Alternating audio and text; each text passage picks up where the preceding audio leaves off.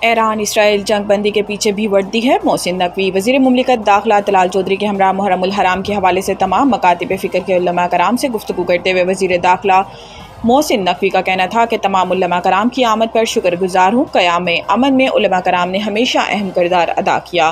Chairman رویت حلال committee تمام مکاتب فکر کے لوگوں کو ساتھ لے کر چلتے ہیں۔ انہوں نے کہا کہ حضرت امام حسین سب کے ہیں۔ محرم الحرام میں مذہبی ہم آہنگی کا فروغ انتہائی ضروری ہے۔ ان کا کہنا تھا کہ ہم نہیں چاہتے کہ جنگ میں بھارت کے کسی سویلین کو نقصان ہو۔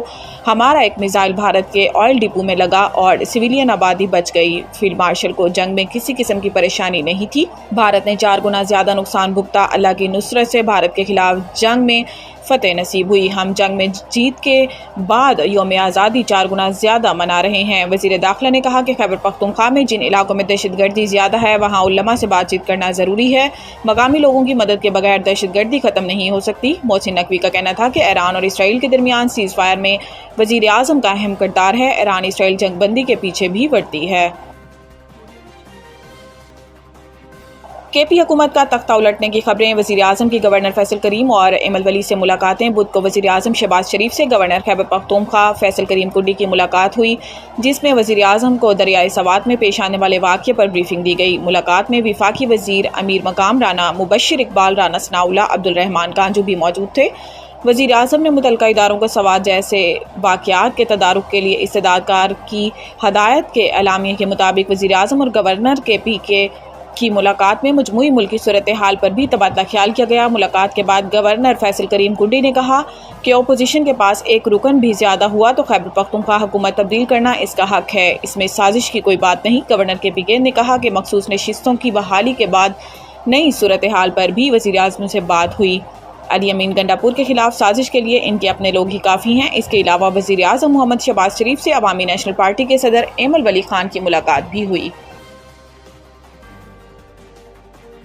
تنخواہ دار طبقہ ٹیکس دینے میں سب سے آگے، 545 ارب کا تاریخی ٹیکس ادا کیا۔ تفصیلات کے مطابق فیڈرل بورڈ آف ریونیو نے مالی سال 2024-25 کے دوران تنخواہ دار طبقے سے 545 ارب روپے کی تاریخی رقم انکم ٹیکس کی مد میں وصول کی۔ اس طرح وہ براہ راست ٹیکسوں کے لحاظ سے دیگر تمام شعبوں کے مقابلے میں سب سے زیادہ حصہ ڈالنے والے بن گئے ہیں۔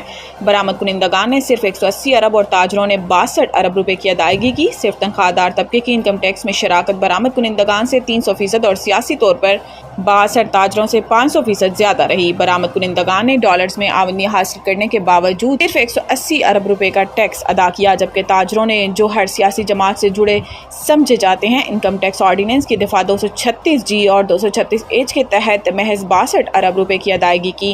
اعلیٰ حکام کے مطابق مجموعی طور پر تنخواہ دار طبقے نے گزشتہ مالی سال میں برآمد کنندگان اور تاجروں کی مشترکہ ادائیگی سے دوگنا زیادہ انکم ٹیکس ادا کیا۔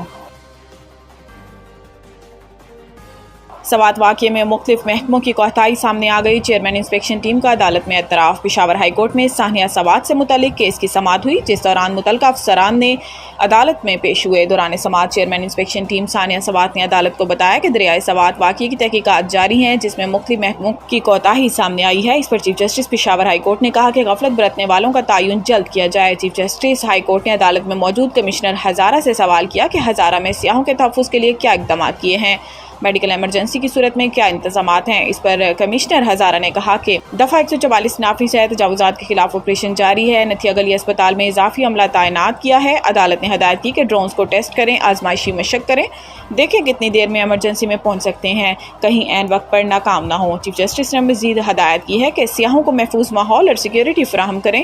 اس پر آر پی او ہزارہ نے کہا کہ پولیس اور ریسکیو آپس میں کوارڈینیشن میں ہیں۔ کراچی میں رواں ماہ بارش کے 2 سے 3 سپیل کی پیشن گوئی۔ کراچی میٹرولوجسٹ انجم نذیر نے رواں ماہ کی کراچی میں بارش کے 2 سے 3 سپیل کی پیشن گوئی کی ہے۔ انجم نذیر نے کہا کہ 9 سے 11 جولائی کے دوران کراچی میں ہلکی بارش ہو سکتی ہے۔ انہوں نے بتایا کہ جولائی کے وسط سے کراچی میں بارش کے 2 سے 3 سلسلے آ سکتے ہیں اور سندھ کے بھی کچھ علاقوں میں ہلکی بارش ہو سکتی ہے۔